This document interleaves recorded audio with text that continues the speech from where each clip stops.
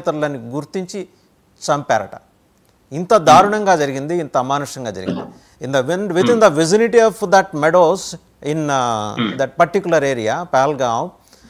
And interestingly no security forces were there. దానికి గల కారణం కూడా ఎందుకంటే ఇప్పుడు ప్రజాస్వామ్య ప్రభుత్వం ఏర్పడిందని అక్కడ ఒమర్ అబ్దుల్లా గారు చెప్పుకుంటున్నారు కదా, అందువల్ల ఆర్మీ బలగాలు లేకపోతే ఇతర మిలిటరీ బలగాలన్నీ సరిహద్దులకి తరలిపోయినాయి.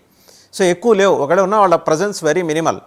లోకల్ పోలీస్ నుంచి ఇంకా ఒమర్ అబ్దుల్లా ప్రభుత్వంలో లోకల్ పోలీస్ నుంచి ఎలాంటి సెక్యూరిటీ ఉంటుందో ప్రత్యేకంగా చెప్పాల్సిన అవసరం లేదు. అంటే సెంట్రల్ ఫోర్సెస్ ఇన్వాల్వ్ అయితే కానీ అక్కడ శాంతి భద్రతలు పరిరక్షించలేని ఒక విచిత్రమైన పరిస్థితి.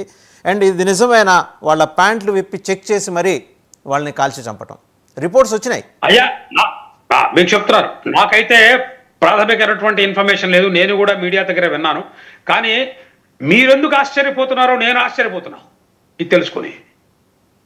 ఇందులో ఆశ్చర్యపోవడం విషయం ఏంటండి, సర్వసాధారణమైన విషయం. చంపేప్పుడు ఆ చెక్ చేయడం అనేది వాడు డిసైడ్ అయ్యాడండి, వాడు డిసైడ్ అయ్యాడు సార్, ఒక్క నిమిషం, వాడు డిసైడ్ అయ్యాడు చంపాలని, దానికి మళ్ళీ చెక్ చేసుకోవటం దేనికండి? అంటే అది ఒక అమానవీయమైన, అంటే అమానవీయంలో అమానవీయం కాదు కాదు కాదు కాదు దాని వెనక ఒక కుట్ర ఉంది. ఆ కుట్ర ఏంటంటే దీన్ని ఇప్పుడు ఏ ప్రాంతంలో జరిగింది చెప్పండి ఇన్సిడెంట్? పహల్గాం దగ్గర, కాశ్మీర్. పహల్గాం. ఈ పెహల్గాం నుంచి ముర్షిదాబాద్ లో జరిగిన ఇన్సిడెంట్ కి లింక్ ఏంటి? రైట్, చేసిన పని right, that you can establish. ఎందుకంటే మీరు రెండు రాష్ట్రాల్లోనూ పనిచేశారు.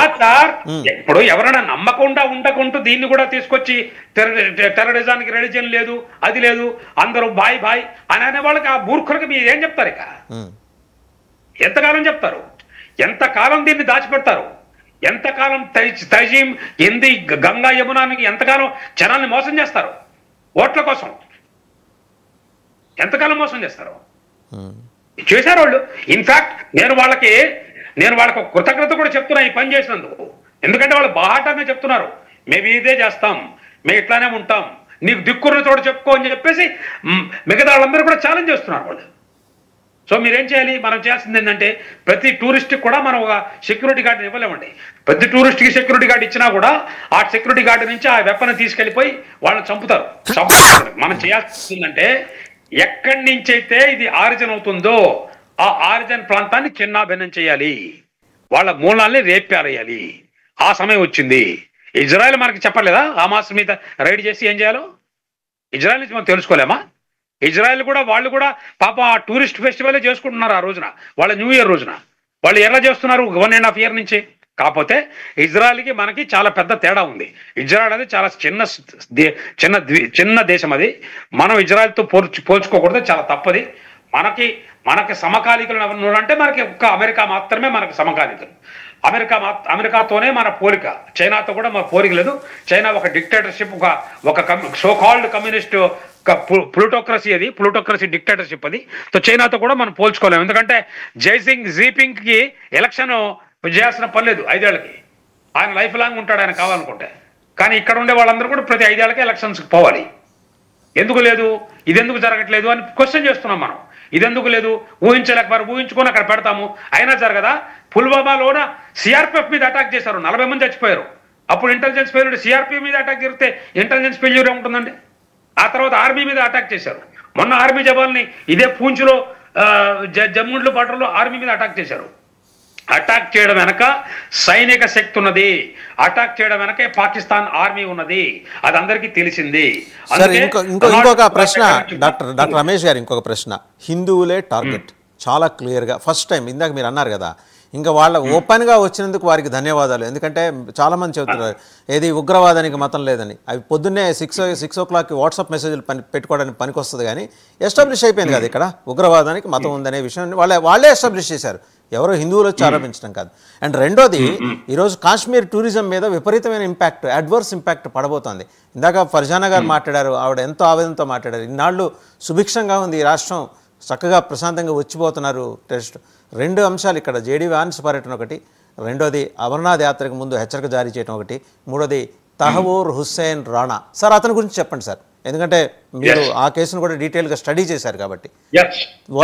Who is he Tahawwur Hussain Rana? మీరు మంచి నాకు ఈ సదవకాశాన్ని ఇచ్చినందుకు మీ కృతజ్ఞతలు తెలియజేస్తున్నారు. If you permit me, I will try to tell it in English so that let everyone understand. Let people understand. అంటే మనకి If you maximum permit me. Telugu audience ఉన్నారు సార్, దయచేసి ఓ, తెలుగు అలాగే audience. తెలుగులో చెప్తాను. అయితే తెలుగులో చెప్తాను. కొన్ని మధ్యలో మీరు పర్మిషన్ ఉంటే కొంచెం ఇంగ్లీష్లో కూడా చెప్పడానికి ట్రై చేస్తాను. షూర్. ఈ తహరూర్ రాణా అనే వ్యక్తి పాకిస్తాన్ ఆర్మీకి చెందిన వ్యక్తి. ఇతను మెడల్ కూడా ఇచ్చారు, మన పరమవీర్ చక్ర లాంటి మెడల్. ఇతను ఆర్మీలో డాక్టర్ అట్లాంటి కొన్ని చేస్తూ చెప్పారు. ఇది is a sleeper cell person. He was there in Mumbai. He was the main person who was the kingpin of this. Hundreds of crores of rupees were spent by Pakistan, ISI. I will not say Pakistan government. పాకిస్తాన్లో government అనేది చెప్పి government అన్న పదాన్ని నేను అవమానించదలుచుకోవాలా. పాకిస్తాన్ అనేది ఒక terror state. అది terror Tanzim, అది అంటే టెర్రరిస్ట్ గ్రూప్ అది. సో ఈ టెర్రరిస్ట్ గ్రూప్ చేసినటువంటి అక్రమ సంపాదనతో వాళ్ళు ఈ తహూర్ రాణాని అమెరికాలో పెట్టి అతన్ని చాలా మంచి పెద్ద లాయర్లను ఇచ్చి చాలా రకంగా కాపాడారు. వేరే కేసులో అతను అరెస్ట్ అయ్యాడు. ఇక్కడ అరెస్ట్ అయినటువంటి అతని మిత్రుడు చెప్పిన కారణాలుగా చాలా కష్టపడి చాలా రకాలుగా బాధలు బందీలు చేసుకొని మన తర్వాత ఐబీ, ఆ తర్వాత ఎన్ఐఏ వీళ్ళు ఎస్టాబ్లిష్ చేసి దాన్ని తీసుకొని వచ్చారు. అతన్ని ఆ ఎక్స్పెడిషన్ నుంచి తీసుకొని వచ్చారు. ఇంకొక ఎక్స్పెడిషన్ కూడా జరిగింది, అది మనం మర్చిపోతున్నాం. ఈ మెహుల్ చోస్కీ, నీరవ్ మోడీ ఇవి కూడా జరుగుతున్నాయి. దీని అర్థం ఏంటంటే భారతదేశం ఏ రకంగా తహవీర్ రాణా కూడా తీసుకొచ్చింది, మెహుల్ చోస్కీని కూడా తీసుకొస్తున్నది.